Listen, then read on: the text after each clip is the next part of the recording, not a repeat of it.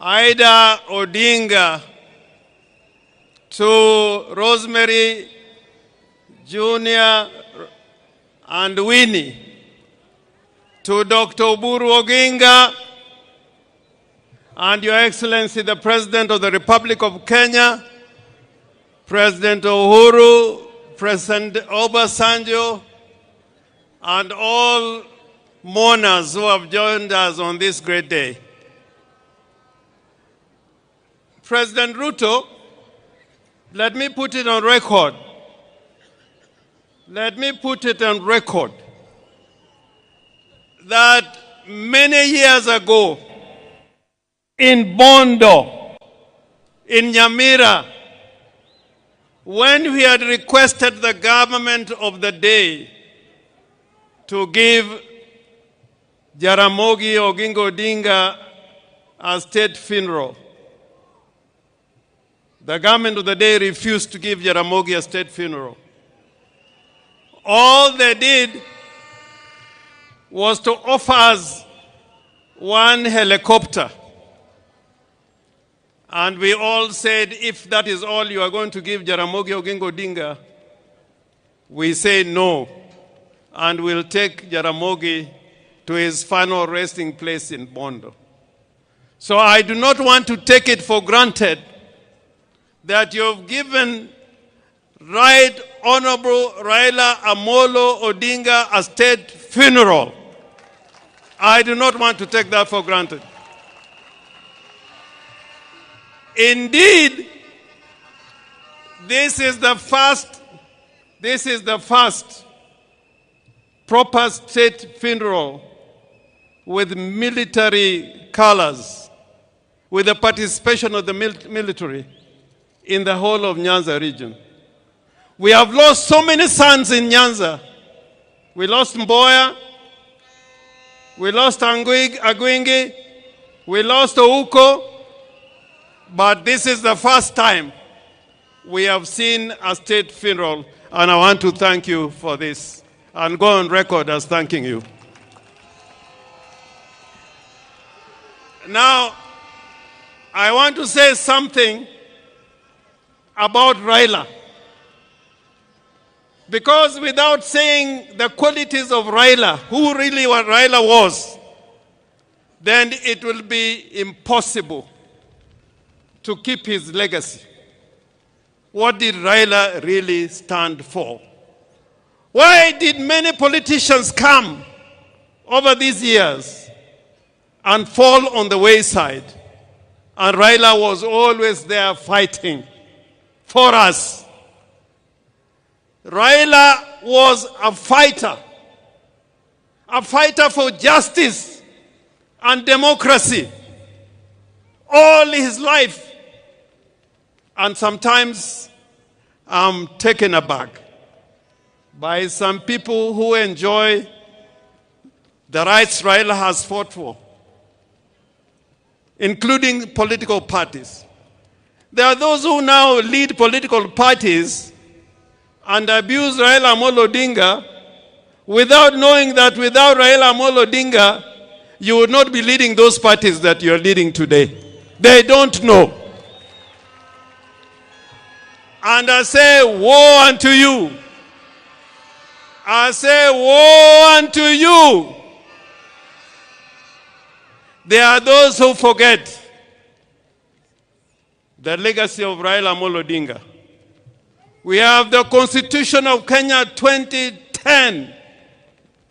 And people are here, and I like what Simbarati was trying to say, that there are people here today, when Raila was fighting for this Constitution, they said no to that Constitution.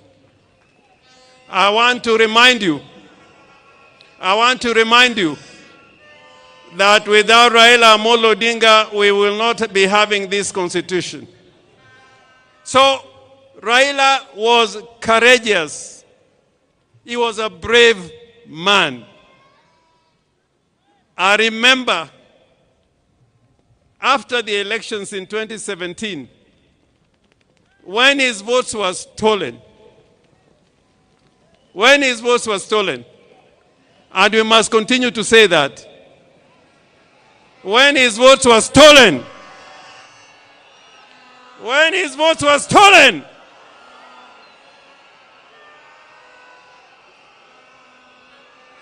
Raila decided with a few of us that he was going to be sworn as a people's president at Uhuru Park.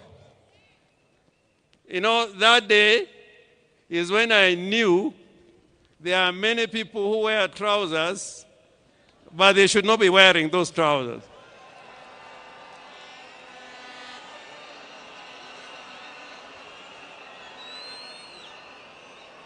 But Raila said,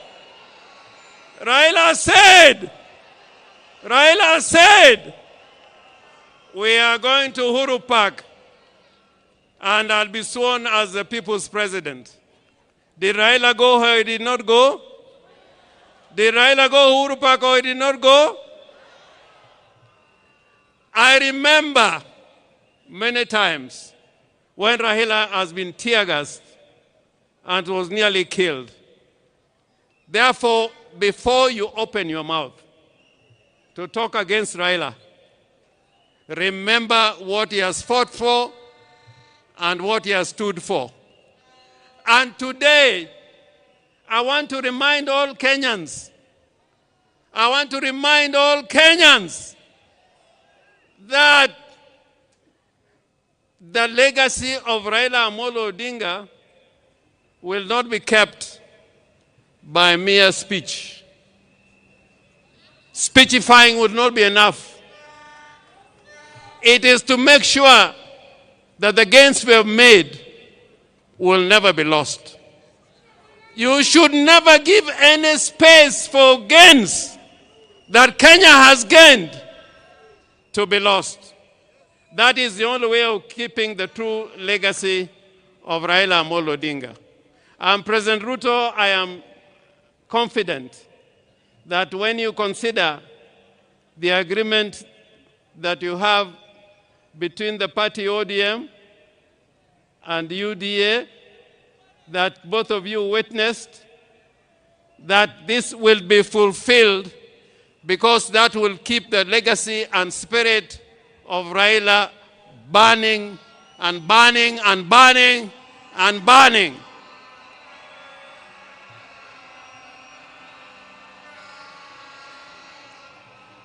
The other character of Raila Amolo Odinga, other than being brave and courageous, was that he was a peacemaker.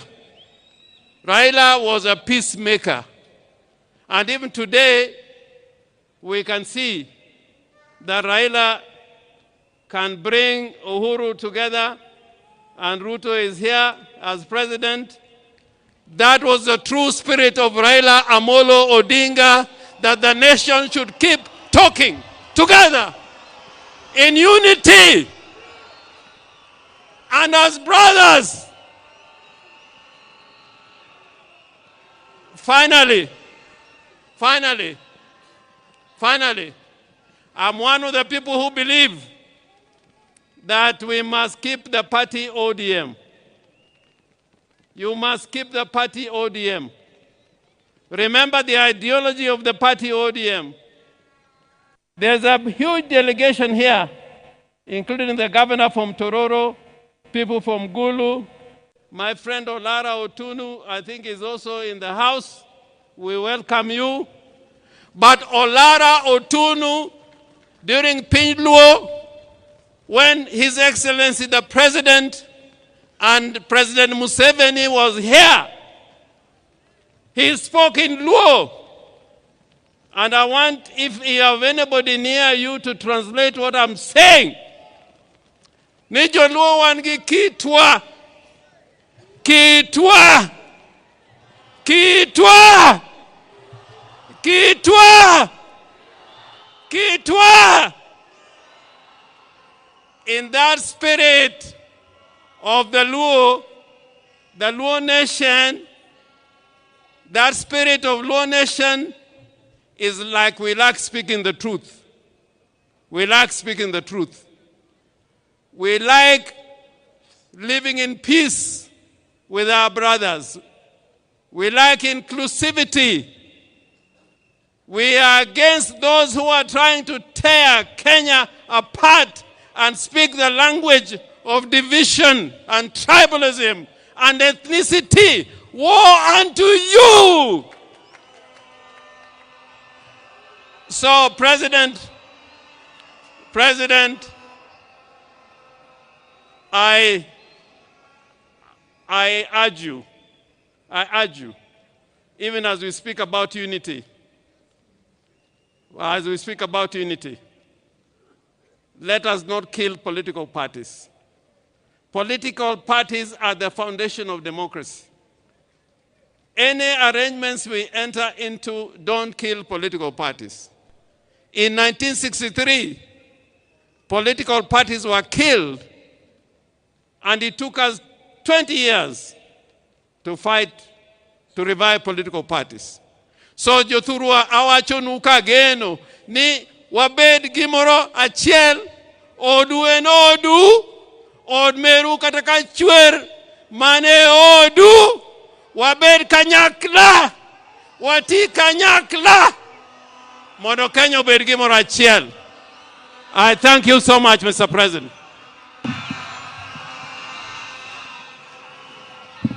All right, now, allow me to interrupt the pace at which we are going because the time is spent and we've been here for long.